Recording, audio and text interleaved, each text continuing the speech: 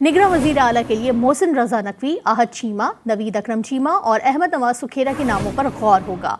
Election commission 2 रोज़ में निगरां वज़ीर आला का फैसला करने का पाबंद है।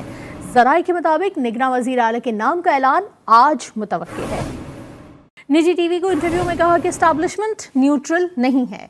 इदारे ने मुल्क में बहुत बेहतर काम किया है। सिंध में जैसे इंतखाबात हुए हैं उस पर इलेक्शन कमीशन को मुस्तफ़ी हो जाना चाहिए। अवामी रहनुमाओं को निशान लगाकर ख़त्म नहीं किया जा सकता।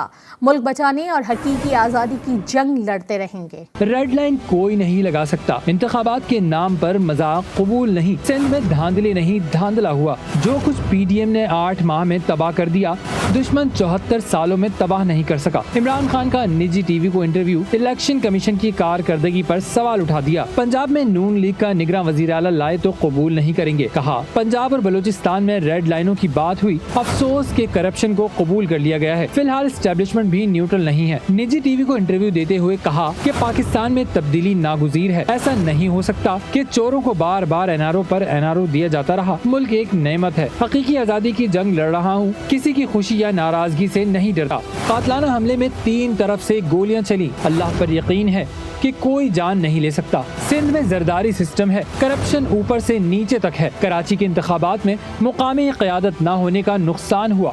अवाम ने PTI को मैंडेट दिया जो हमसे छीना गया। कौम का बैलेट से एतमाद खत्म हुआ तो बात हाथ से निकल जाएगी। तहरीक इंसाफ किसी इदारे से तसादुम नहीं चाहती। हम मुल्क बचाना चाहते हैं, चोरों को भगाना चाहते हैं। निज़ाम अदल मुतहर्रिक नहीं हुआ तो मुल्क को बर्बादी से कोई नहीं बचा सकेगा।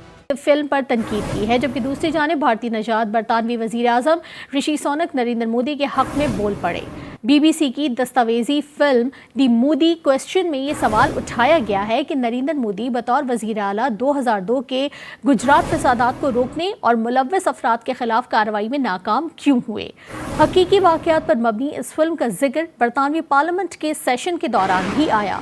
ऋषि सुनक ने कहा कि यकीनन हम कहीं भी जुल्म सितम को बर्दाश्त नहीं करते, लेकिन मैं दस्तावेजी फिल्म दी मोदी क्वेश्चन से बिल्कुल मुत्तफिक नहीं हूँ। Does the Prime Minister agree with his diplomats in the Foreign Office that Modi was directly responsible, and just what more does the Foreign Office know of his involvement in this grave act of ethnic cleansing?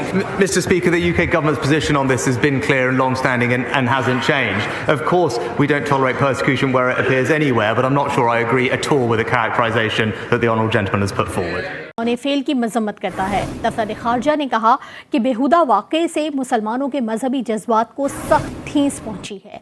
तर्जुमान दफ्तर खारजा ने कहा कि ऐसे वाक़यात आज़ादी इज़हार राय के किसी भी ज़ुमरे में नहीं आते।